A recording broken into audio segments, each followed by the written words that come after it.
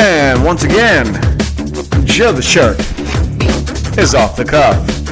Welcome everybody. This first track here is by 11th Son, and it's called God is Laughing at You.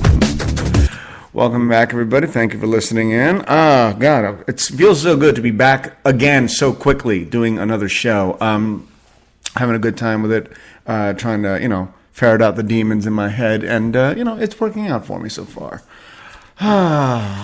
We need to talk.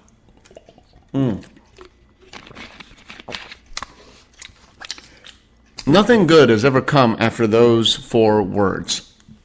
Ever. Ever. And it's not something that men say ever.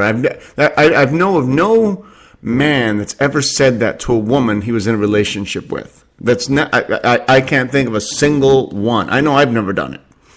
But the Russian gave me the "we need to talk" this morning, and she's right, and I understand the whys, and and I'm going to go into it as maturely as I can and deal with it. And I don't think it's a deal breaker right now, but the "we need to talk" talk is usually followed by one of 2 things. Now. First one being, she's breaking up with you. When a woman says to you, we need to talk, 50% of the time, she is breaking up with your ass. Just letting you know. That's what's going to happen. I don't think that's what's going to happen today. The other 50% of the time, it's followed by, you fucked up and you need to fix it, and this is how I'm going to punish you until you do. That's the way that works. I'm sure the Russian looks at it a very, very different way, as all women look at it a very, very different way. They don't see it as a punishment. They don't see it as necessarily a problem, but that's why you bring it up. We need to talk has never been followed by the words, hey, you remember my hot bisexual friend? She wants to have a 3-way with us. That doesn't happen. We need to talk. You won $400 billion in the lottery. We need to talk. Turns out you are the perfect male. It doesn't. That doesn't happen. Anytime the words "we need to talk" come out of a woman's mouth, it's always, you need to do this. You did that. You fucked up. We need to do this. I don't know how long I can do this with you, but I think we should take a break. No, I got the "we need to talk" today and over the weekend. A lot of it being my own fault, and I freely admit to that. That's the dog, by the way, drinking on the air. But I'm ready to face the music, as it were. We need to talk. Men don't say this. I mean, gay men, yeah, sure they do. They say it to their boyfriends all the time, I'm sure. But a straight man has never uttered the words, "we need to talk" to a woman he was in a relationship with. Why would you want to? You know what the problem is with a man saying, "we need to talk"? She might actually be into it. And see, that's the problem. We don't want to talk. We don't need to talk. It's never followed. I say it's never followed by anything fun. We need to talk. You're not getting enough blowjobs. Those 2 sentences have never been together. Now, I was watching a documentary, Blackfish, actually. I was watching that this afternoon while I was putting away the laundry and cleaning up around the house, and I find it really interesting that, you all know my views on where we are as a species on the food chain, and how cordial we are with the animal kingdom. We all know this, all right? But having said that, I don't blame the animals when they act like animals, okay? I really don't.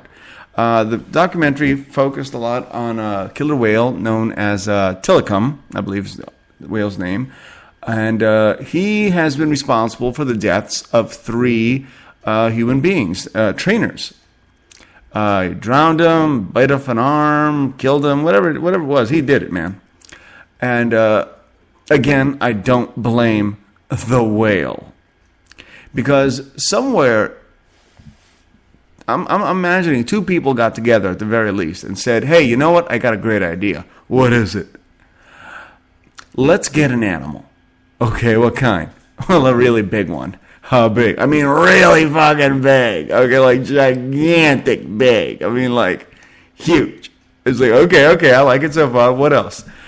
Let's make sure it's one of the most intelligent animals on the planet.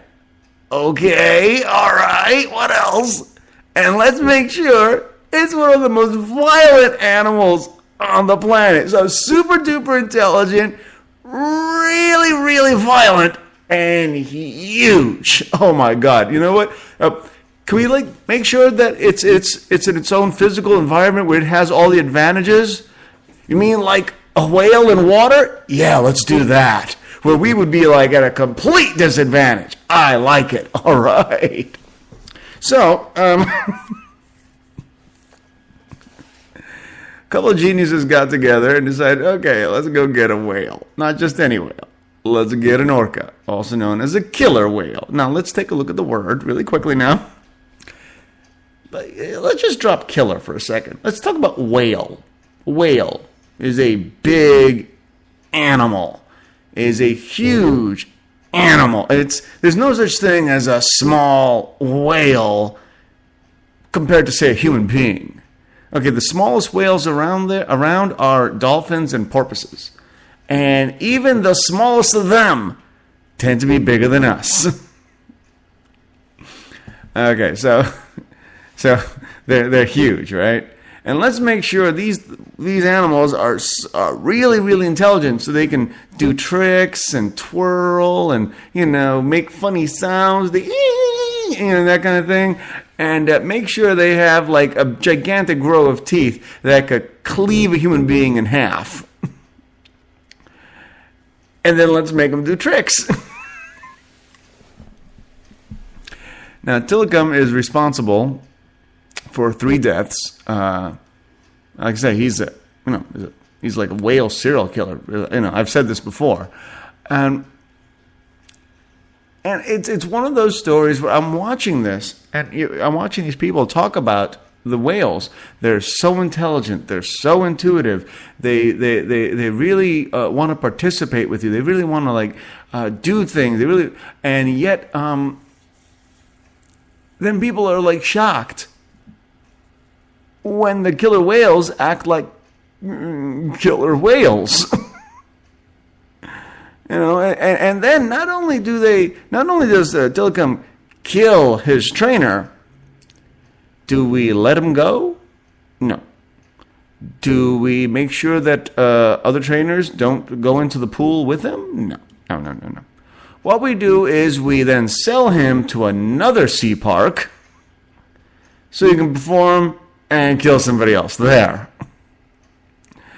I remember this story from a couple of years ago when yet another trainer was killed during a performance, and that's something for the kids to really enjoy. There's nothing quite like going to SeaWorld and watching the friendly trainer be eaten and dragged and tossed around like a toy by a 12,000-pound animal.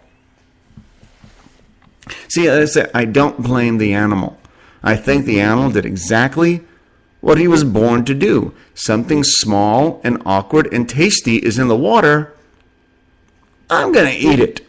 I'm good with that. That's fine. I've always been a big fan. Norm Macdonald did a really great joke about how, when you get a pet, try to make sure that you can take it. Try to make sure that if the pet loses his mind and goes crazy, you can kick your pet's ass. I'm not saying go out and kick your pet's ass. I have a pet, my dog Jack. He's a wonderful dog. But I got him when I was about 33 years old. He was a year old, and he was a little gangly at that, and I was pretty sure I could take him. All right. Now I'm 43 years old. I'm not in as good a shape as I used to be. But then again, Jack is officially in his 70s for dog years. So I'm pretty sure I could kick his ass if necessary. Like I said, not planning on it. I love Jack. But if Jack loses his mind, I'm decently confident I can kick his ass. That's what's important here. Now, if Jack weighed 12,000 pounds, I don't give a fuck how old he is. He's going to kill me.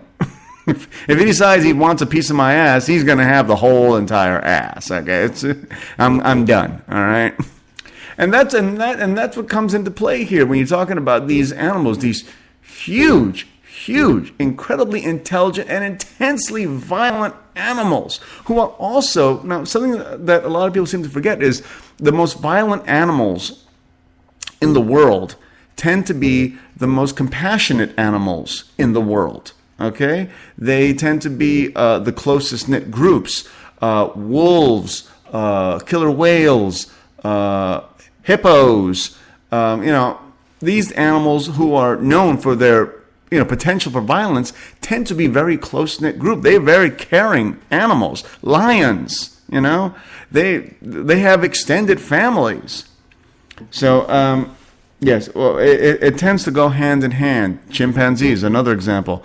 The capacity for violence is often paired with the capacity for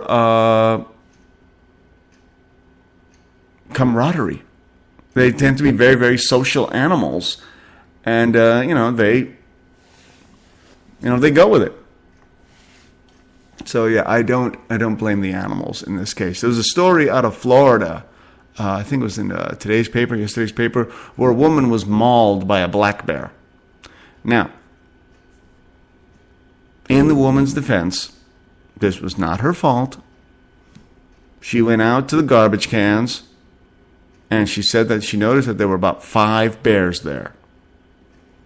One of the bears decided to eat her face. Somehow, she got away, crawled back into her house, and was found by her son, who called the emergency room and the EMTs, and they took care of her. And we, as a species, human beings, encroach upon the territory of other species each and every single day. We go into what is their natural habitats. We chop down trees, we move hills, we pave roads, we take what would normally be their natural food, be it living animals or vegetation, and put in our own for our own purposes. And then we get confused when those animals, go rummaging through our garbage and eat our faces.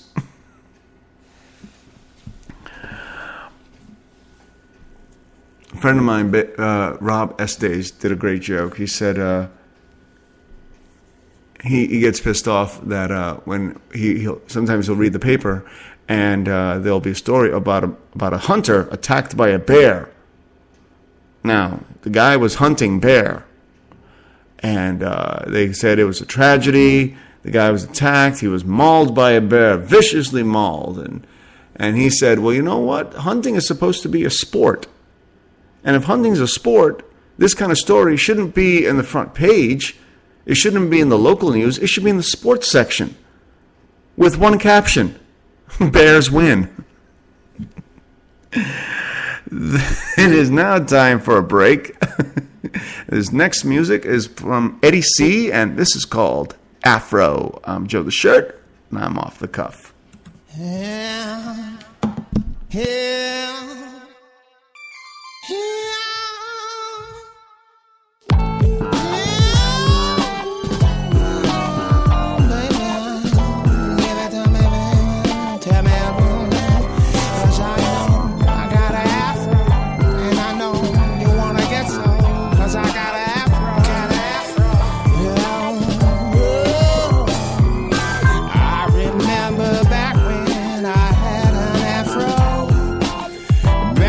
in the 70s, we called it a natural.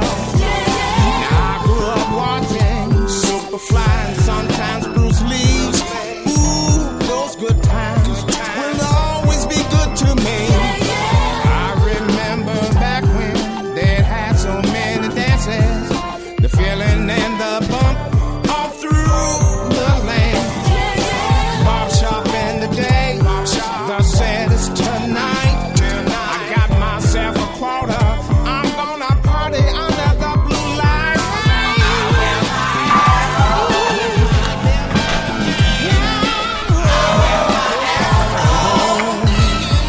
Joe the shirt is off the cuff. Welcome back, everybody. All right. We are enjoying our show today. I'm a little rambly. I'm sorry about that. A little unfocused, today. But it's just weird, for me now doing a show, a third show in about 6 days now. So it's a little out there for me. We're talking a lot about animals today, and animals are always a big thing for me. I've always loved animals. I've enjoyed animals. I've always had pets. Dogs, cats, what have you. And this is a story I brought up not too long ago. What you spend on your pet. Now, like I said, I think earlier this week, there's no such thing as a healthy dog that ever starved himself to death when food was in front of him. The dog will eat. I don't believe in catering to your dog's, finickiness. My dog gets the same food each and every single day. He eats it or he doesn't. But I do not pander to him. I'm not going to... I've known people that will, they will make filet mignon for their dog. They will boil chicken for their dog. They will... They will buy $40 bags of food for their dog because it's the only thing they'll eat. Oh, Muffy, I can't believe it. And people do spend a lot of money on their dogs. How much money? Well, let's take a look here. On average, Americans spent nearly $4.5 billion in just grooming, training, and boarding. That's right. When people leave town, it's not good enough to just let your friend watch your dog or your cat for you. No. You have to set them up in a little, dog or cat hotel. What? That's just $4.5 billion. What Americans spend this past year? Almost $56 billion on their pets, which is a 4.5% increase over the previous year. So people are actually spending more and more money on their fucking dogs. Okay? Just on food alone, Americans, dished out $21.6 billion, which is up $1 billion from last year. Let's see. My dog's food costs roughly $23, and that's good for a month. So over the course of a year, that's roughly $275 that I spend on dog food. He goes to the doctor once a year. That's about $90. So that's $380 for the dogs, medical bills, and food. Let's see. I probably... I give him a bath about once a month. He goes through about 2 to 3 bottles of shampoo a year. That's about $20. I would have to say that I probably spend less than $1,000 a year on my dog. I got to tell you, that's a good expenditure right there. But I just don't see how people find it acceptable to spend this kind of money on their animals. I mean, yeah, I understand you love your animals, and and you want them to be healthy, you want them to be well trained, and you want them to be acceptable in society, but they're still animals. I am very, very good when it comes to getting animals, dogs specifically, to do what I want them to do. When I want them to be quiet, they are quiet. When I want them to sit, they sit. When I want them to go this way or that way, they go this way or that way. And the reason I'm so successful at this is because I treat them like dogs, because they are dogs. My dog, who I love very, very much, he's a dog. He's not my son. He's not my baby. I find that people who treat their animals as if they were their children tend to end up raising brats. If you really want a self-absorbed, nasty animal, treat them like a human being, and I guarantee you that's exactly what you'll get. So no, I'm a big fan of treating them like the animals that they are, and that's fine. There's nothing wrong with that. That's no disservice. Now, a big thing that's going on these days is fake service dogs. This is one of the funniest stories I've heard in a while.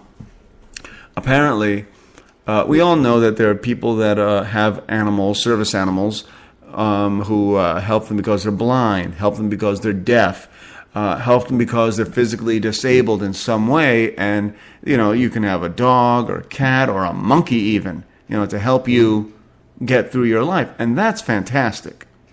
All right? But there is a growing trend of people abusing this privilege. There's a story here out of Sacramento. Jim Power is a licensed trainer of guide dogs for the blind from San Rafael. He was visiting a crowded Southern California theme park a week ago when he spied a 20-something lady with a chihuahua on a leash. The small pooch wore a vest identifying it as a service dog. Quote, "It didn't particularly look very legitimate," Powers told a state Senate committee looking into what the disabled community, dog trainers, and businesses call a growing problem: fake service dogs. Now, I'm a big fan of dogs. I really am. But I'm also the kind of person that, when I go into somebody else's establishment, I tend to follow their rules. Just like if you come into my home, you follow my rules. You know what? A big rule, you can't piss in the sink. Another big rule, you can't have sex with my girlfriend. Another big rule, you can't take stuff of mine out with you.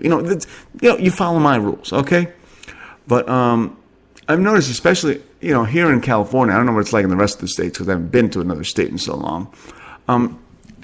People take their dogs with them everywhere and anywhere, and don't give a second thought to, other human beings. Now, one of the things I've always thought was interesting was, when you go into a supermarket or a drugstore, any type of business, it's like no pets allowed.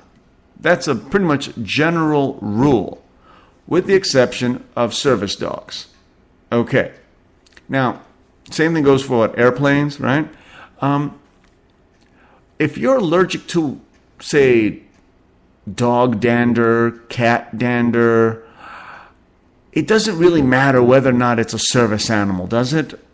I mean, if you're allergic to dog hair, it doesn't matter whether or not he's helping the blind, get around, or whether or not he's helping the deaf get around, or you're still allergic, But because this animal's got a vest, he can go on the plane, he can go into the store with you, he can be at the restaurant with you, and you can just choke on your own vomit as you throw up. And hey, you know what? You've come to accept that.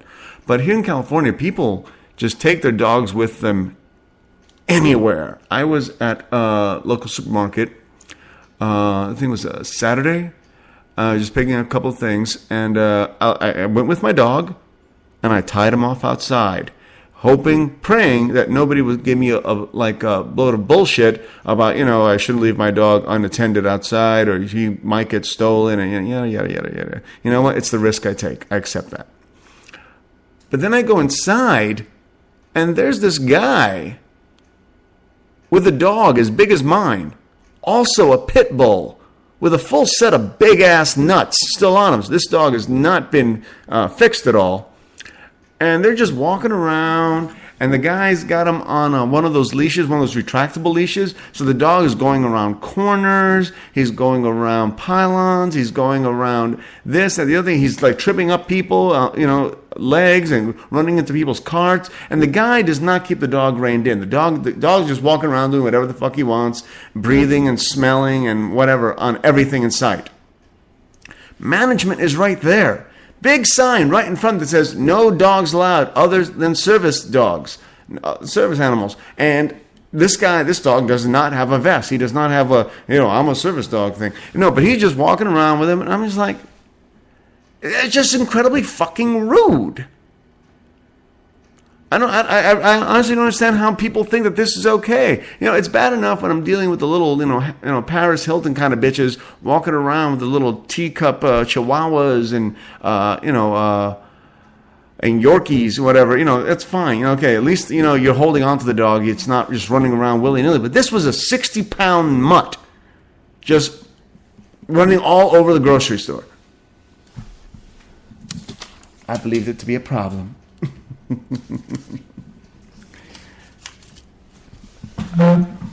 More animal news, believe it or not.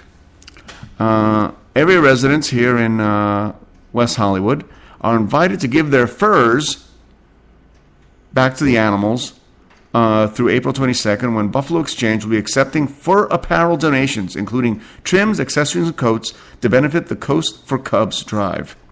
The used furs will be donated to rehabilitation organizations across the country to provide bedding and comfort to orphaned and injured wildlife. I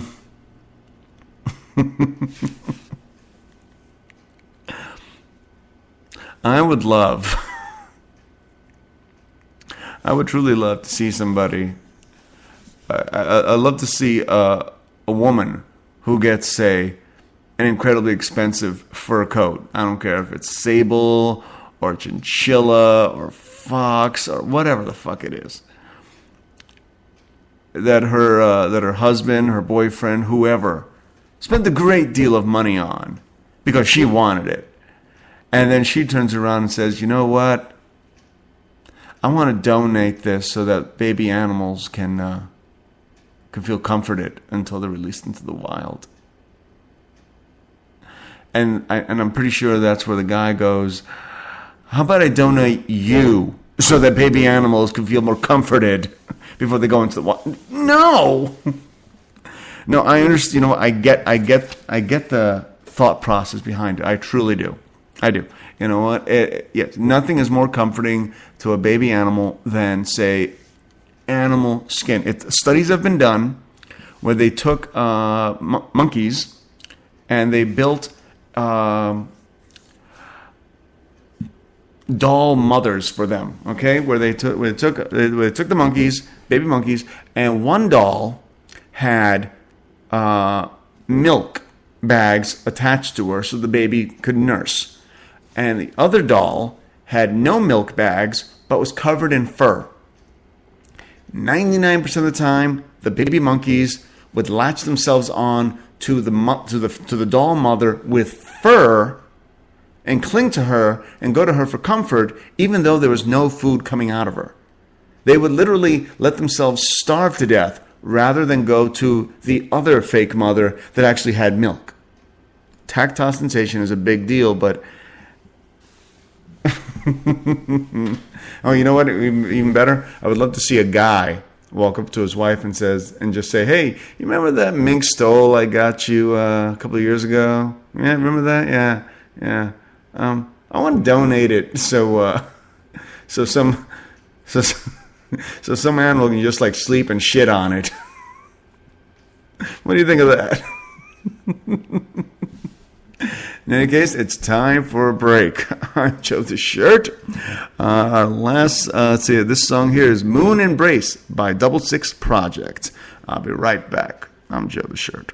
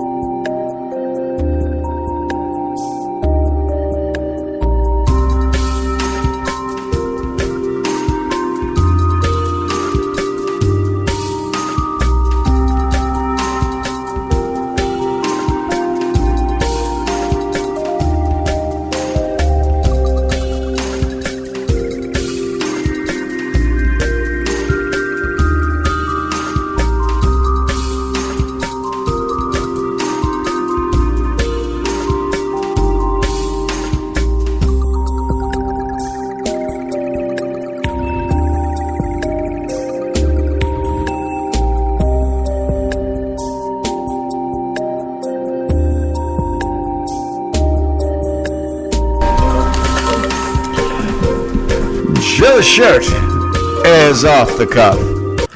And as usual, I made sure to go out of my way to find the worst music possible for today's show. I wanted to make sure that while you were listening, you were in dire pain. Honestly, I picked 4 tracks at random.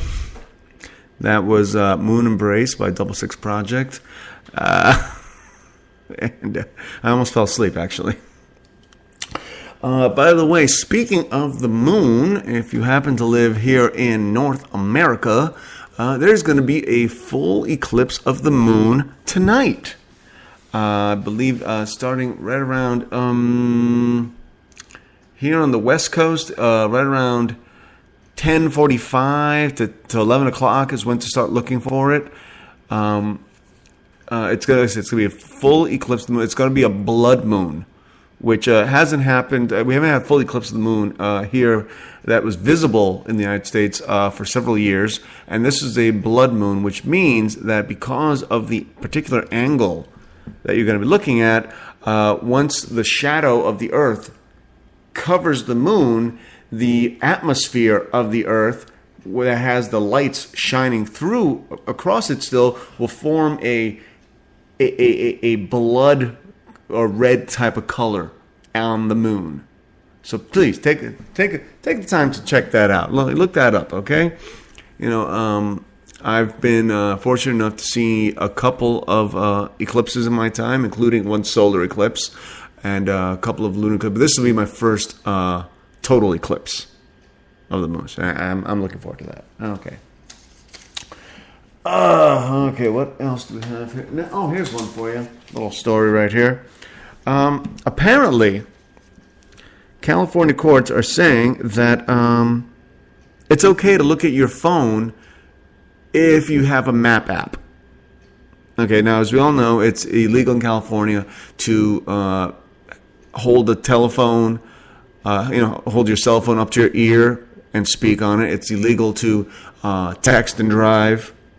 But apparently, you are allowed to look at a map app. Like I say, you want to get to, the Beverly Center. You don't know how to get there, so you go to Google Maps, and then you type in, where you want to go and where you're starting from and how to get there, and then they give you a map, they give you directions. It's okay to look at it. Honestly, I think that kind of deviates from the intention of the original law. I mean, think about what I just said, okay? Okay, so what they're saying is I'm driving. I'm doing a minimum about 35 miles an hour, through, LA traffic. And I'm saying to myself, well, I gotta get to the Beverly Center. All right, hold on. So let me pick up my phone, look at it, scroll off the starting screen and go to one of the apps, go to Google Maps, type in where I am, type in where I'm going, and then ask for directions. I've been hit by a bus like 3 times already. Are you kidding me? That's ridiculous. According to this, judges disagreed with the broad interpretation of the law and says that it leads to absurd results. They said that it would be a statutory violation for a driver to merely look at the telephone's display. Now, I understand you look at your phone every once in a while when you're in your car. You want to know what time it is. You look at your phone to see who's calling. You look at the radio display to see what station you're listening to. Maybe you want to change it. I get that. Your eyes go off the road every once in a while, and they have to, just to check your speed even, all right? But I think that you shouldn't be allowed to look at your phone. If you're not allowed to text, you're not allowed to talk on the phone with the phone to your ear, then you shouldn't be allowed to look up directions, which I believe is a lot more involved than just talking. Now, I don't know, have you heard of it? Etihad Airways. It's the national airline of the United Arab Emirates. They don't fly to Israel, which is not a shocker. It's not. But they also don't believe that Israel exists. According to the New York Post, there's an omission on the map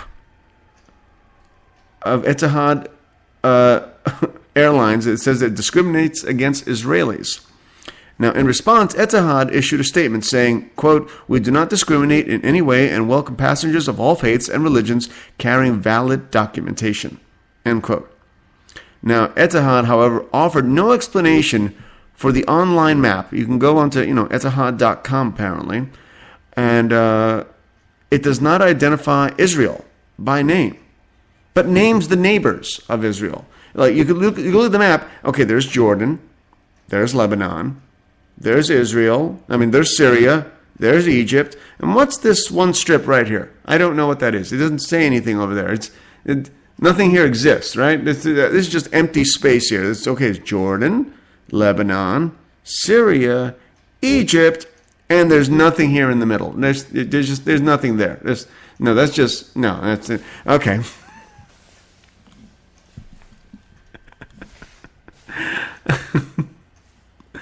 I don't think it was an accident. Oh my God. Okay, here's one for you. Okay.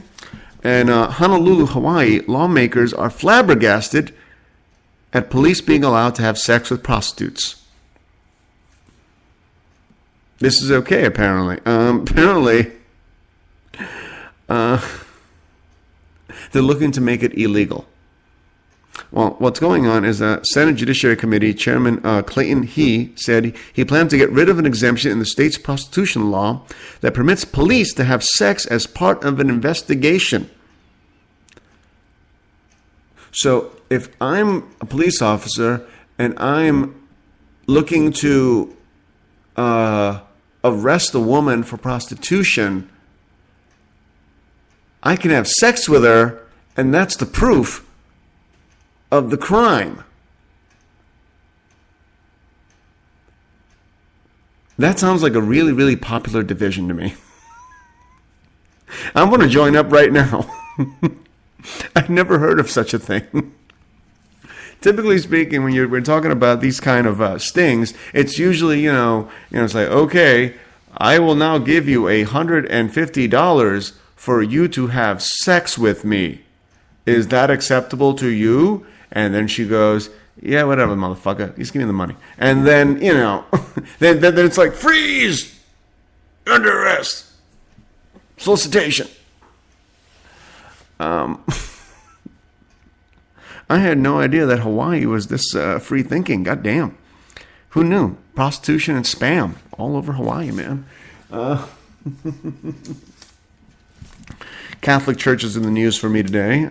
This is a wonderful story. I loved it. An archbishop is selling his mansion. Now, why would a Catholic Archbishop of Atlanta have a mansion is really the better question for me. Trying to appease angry parishioners, the Roman Catholic Archbishop of Atlanta said he would sell a $2.2 million mansion just 3 months after he moved in. Archbishop Wilton Gregory announced the decision after a closed-door meeting with members of several church councils. He publicly apologized Monday for building the Tudor-style residence and plans to move out in May. A group in his archdiocese has asked since January that he sell the nearly 6,400 square foot home in keeping with the tone of austerity set by Pope Francis. The mansion was made possible by a multi-million-dollar gift to the archdiocese.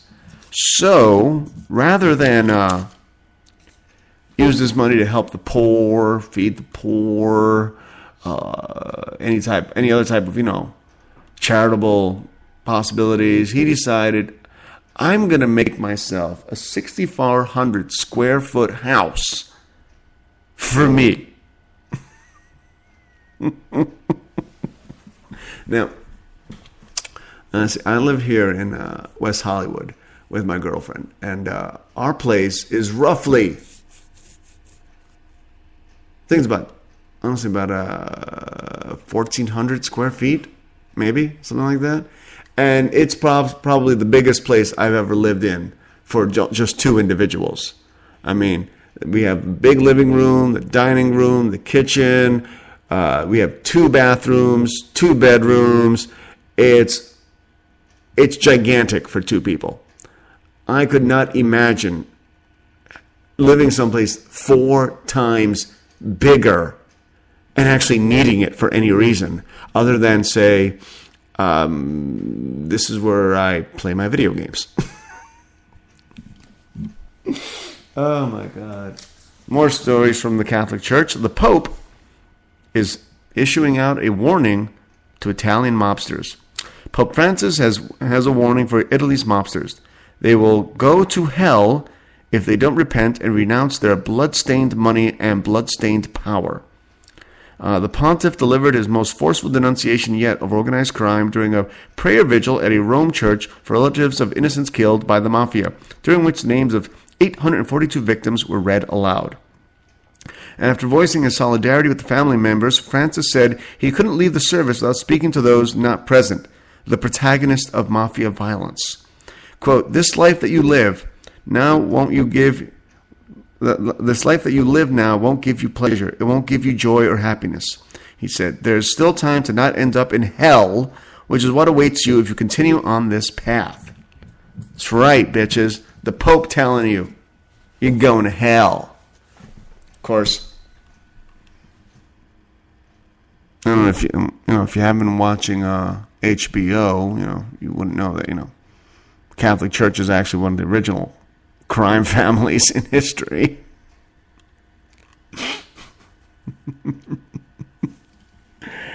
Oh my God, that is so the pot calling the kettle black. We're talking about an organization known for ritual torture, child molestation, rape, murder, and they're telling other people, you're going to go to hell.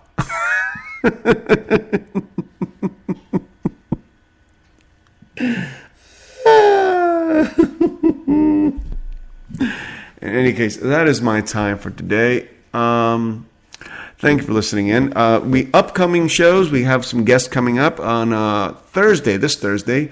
I have 3 young actors coming in. We're going to talk a little bit about the acting biz, and I'm going to put a few questions to them, put their feet to the coals, see if they have any answers for me. And next week, I got a buddy of mine, Eric Kluber, coming in. He's a musician with the band Gypsy Hawk. And we're going to talk some road stories, the rocker lifestyle, that kind of shit, And he's going to let us civilians know, what it's really like to be out there, day in, day out, plugging away on your art. In any case, that is my time. Thank you for listening. I'm Joe the Shirt. I've been off the cuff. This is Dog's Eye View, Waterline.